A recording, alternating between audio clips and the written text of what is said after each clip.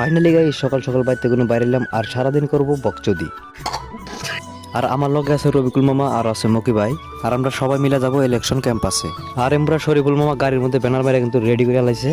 আর তারপরে কিন্তু পিলপিল লাইন লেগে গেছে রাস্তার এম্বুরা থেকে অম্বুরা। আর আমি কিন্তু আইটা আইটা গেতেছি ব্যাগটির সামনে, কারণ ক্যামেরা করে নেবো। আর এটা কিন্তু আমাকে কেন্ডিকদার ওই দেখাতুন। তার কিছুক্ষণ পরে লেগে গেল ড্যান্সের পালা। অম্বুরা কিন্তু তামান রোহিত হে এক জ্বালা, আর মানুষের ড্যান্স করা দিয়ে কিন্তু আমার ভালো লাগতেছে না, তাই আমি একটু করলাম মানে ড্যান্স।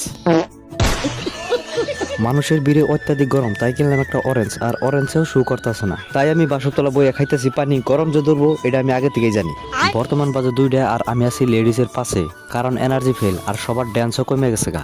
তারপরে গাও গুছল দিলাম খিচুড়ি খাইবেন নিকে। খিচুড়ি খাইয়ে কিন্তু ভালোই লাগলো, কিন্তু নুন অল্প কম হয়েছে।